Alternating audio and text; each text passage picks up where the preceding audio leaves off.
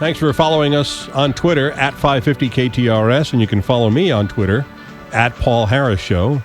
I'm also on Facebook and on my own website, harrisonline.com. McGraw will be back in here tomorrow morning. Martin will be here in about 40 minutes, and then John Carney, and then Frank and the gang with the large morning show in the afternoon, all here on the Big 550 KTRS. Last night, the Republicans had their third debate of the presidential season. I hate even calling it that because we're not even a year away from the election. But as you know, the presidential season started early this year.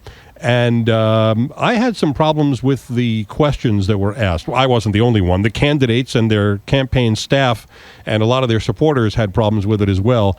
But one of the problems I had with it was the very first question from Carl Quintanilla. The debate was broadcast on CNBC, which usually has horrible ratings in the evening, except when they're showing a Shark Tank rerun. Last night, they probably got better ratings than that, but not nearly as good as CNN and Fox got with the first two. But the first question of the night came from Carl Quintanilla. Listen to what he asked them last night. Good question. This series of debates is essentially a job interview with the American people. And in any job interview, you know this, you get asked, what's your biggest weakness? So in 30 seconds, without telling us that you try too hard or that you're a perfectionist, what is your biggest weakness and what are you doing to address it? Okay. Did you hear there where Carl Quintanilla laughed at himself in the middle of the question? It's the first question of the night. You have 10 candidates for the highest office in the land, and you're asking them what their weakness is? They're not going to tell you what their weakness is. They're going to go into basic stump speech kind of stuff. Plus, it's a stupid question. It's a stupid question when you're asked it by the HR manager in a job interview. And it's a worse question to be asked in a nationally televised presidential debate because you're not going to elicit anything other than silliness or stump answers. John Kasich was the first one he went to, and Kasich went with the same theme that he had been hitting earlier this week, which is that the people who are out there on stage were being ridiculous in some of their claims, like Trump saying you can get 11 million undocumented aliens out of this country, or some of the things that Ben Carson has been saying. John Kasich must have been told that he needed to make some noise to get some attention because he is, after all, the governor of Ohio and really was considered a couple of years ago one of the people who might be in the front of the Republican pack here. But then again, the pundits also had said the same thing about Scott Walker. So that was how the debate started off last night. And then it really got off on the rails. In fact, so much so that Ted Cruz took the moderators to task for some of the questions and some of the things that they were saying to the candidates. Here's Senator Cruz last night. This is not a cage match.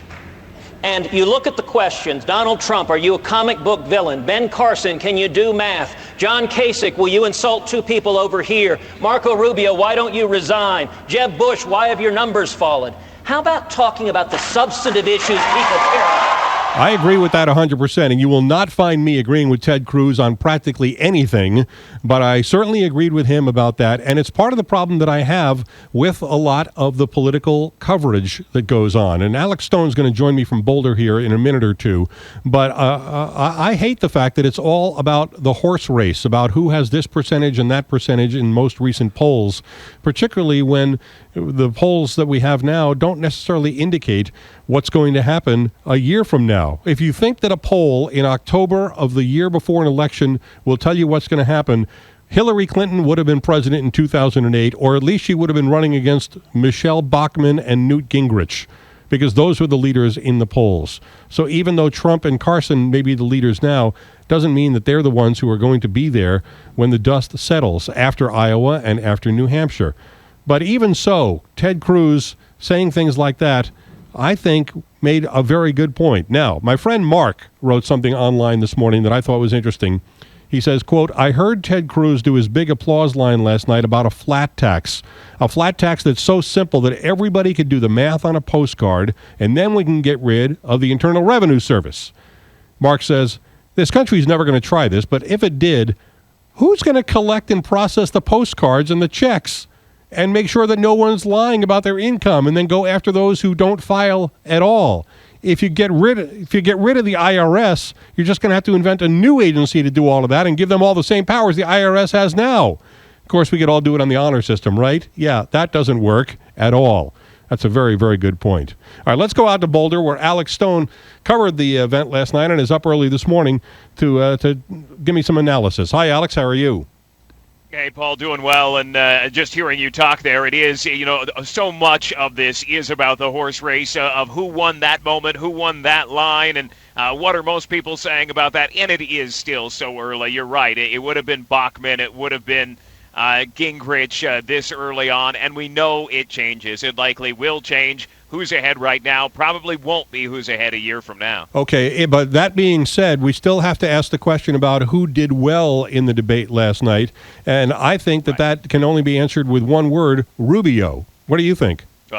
Very much so, and that's what most of the political observers who do this for a living, that watch the happenings of these debates, they have agreed with you that it was the key moment last night when the protege schooled the mentor, when Jeb Bush tried to go after Rubio for missing the Senate votes. It was a line that we all knew was coming, that the Bush campaign pretty much advertised was on the way. In fact, it was this line right here. And you should be showing up to work. I mean, literally, the Senate, what is it, like a French work week? You get like 3 days where you have to show up? Well, we knew it was coming. Rubio knew it was coming as well. He had a comeback ready saying, listen, Jeb, this is all about politics. I know what you're doing here. Somebody is telling you to attack me. You don't need to do that.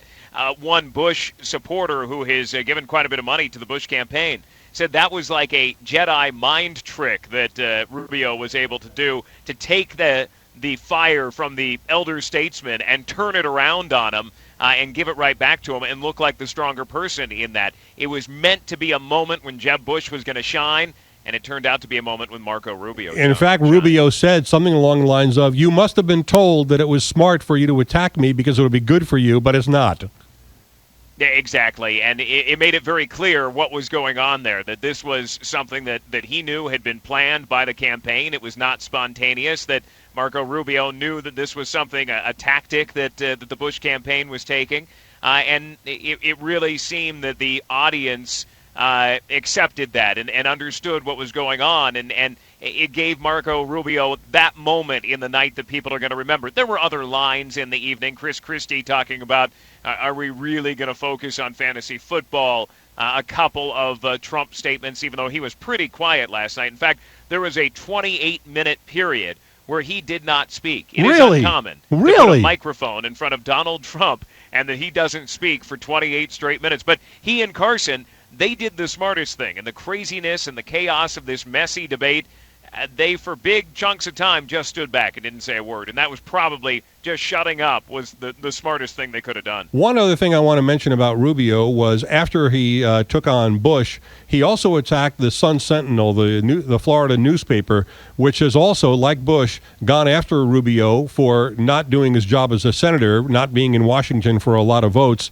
He turned that around and saying, they weren't saying the same thing about Barack Obama when he ran for office, or even John McCain when he ran for office. They missed a lot of Senate votes as well. And then he said, well, this is just a typical example of the liberal, or not liberal, but the mainstream media bias. Here's what I find interesting about that, Alex. The Sun-Sentinel endorsed Marco Rubio. Exactly. Well, this was part of what became the theme of the night, of going after the media, and in some cases it was warranted, potentially, and in some cases it was more of an excuse for candidates to use because they know it works. Both parties go after the media, but the Republicans do it more than the Democrats because they make the liberal media claim. But last night really started with Ted Cruz blaming the moderators, blaming the media. Then it went from there, and you heard Trump jump on it. You heard Rubio jump on it. You heard a number of different candidates get into blaming the media.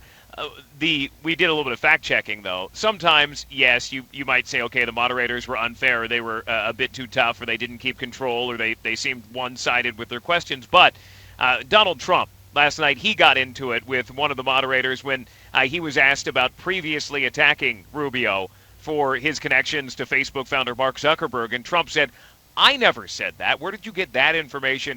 This is the media, again, running with what they want the narrative to be.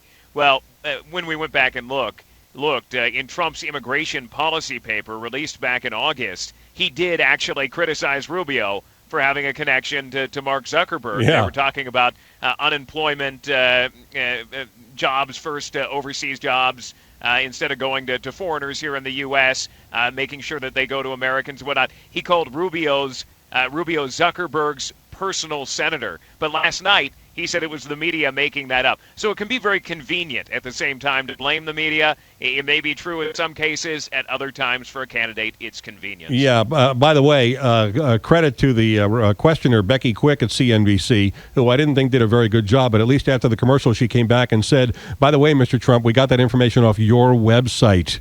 Which was, I wish there were more of that immediate fact-checking. Like, for instance, we haven't talked about Carly Fiorina, but she got a lot of airtime last night. But one of the things that she said last night was that under Barack Obama, 92% of the jobs that have been lost were jobs that are held by women. Turns out that's the same thing that Mitt Romney said 4 years ago, which was debunked then by the Washington Post and other fact-checkers, and has been debunked again when Fiorina has said it. So that sort of stuff I wish we had more of. The Twitterverse and social media can do that, or we in the analysis media can go back and do that. But I wish there were more of that real-time fact-checking, and you would get that if the moderators were more prepared to do that instead of trying to ask gotcha questions. Be there with gotcha facts.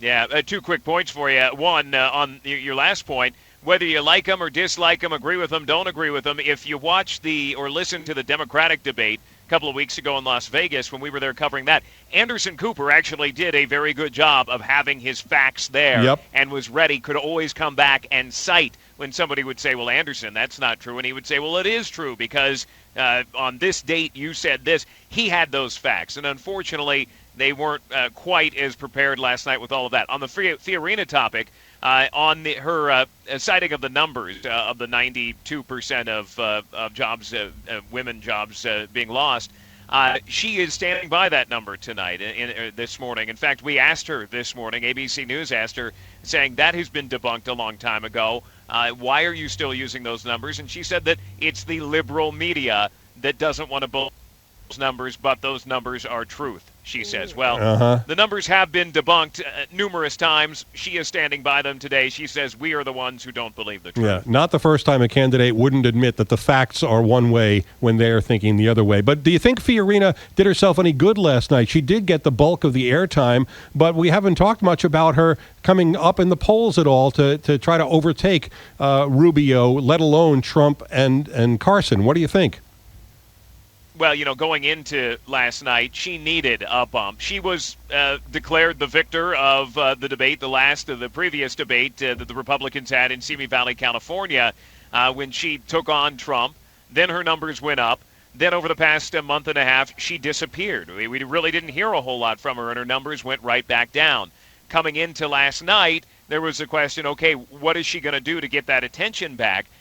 We asked her in what's called the spin room beforehand. She went walking through, what do you say to those who say that you've lost your momentum? And she says, well, I haven't lost my momentum. Look, I'm on the main stage still. Yes, but her numbers are going down. And there really wasn't anything new that she said last night, anything to bump those numbers back up. She talked a lot. She smiled. She mentioned that she had gotten criticism for not smiling enough in the debate in California. But there really wasn't anything that you say, okay, that everybody's going to pay attention to. They paid attention when she took on Trump, and that bumped her numbers. But last night, there really wasn't anything new that she came out with. When do they do it again, Alex? In 12 days. This one's not going to be a very long break. In 12 days in Milwaukee. And then a couple of days later, we'll be in Iowa and Des Moines for the Democrats. And then the Republicans come back again in the middle of December in Las Vegas. But this is a close one, going from today to 12 days in Milwaukee. Likely the lineup will look somewhat similar. Even if you're close and you don't have much money and you need to drop out, you can probably hobble along for 12 more days and get to Milwaukee. But after Milwaukee, there is a thought that between the Milwaukee debate in early to mid-November, once you pass through Thanksgiving and into December, that around that Thanksgiving time, people may begin dropping out of the race. It's just such a huge field right now. People have got to go, and it's somewhat surprising they didn't already go from California to this debate in Colorado during that month and a half that more didn't fall out. I wonder if Jeb Bush, with his financial problems, can even hold on for 12 more days. We shall see. Alex Stone reporting for us live from Boulder, Colorado this morning. Thanks, Alex. You got it. Thanks, Paul. Have a great day. I'm Paul Harris. This is the Big 550 KTRS. Now let's see what the roads look like. Here's Ed.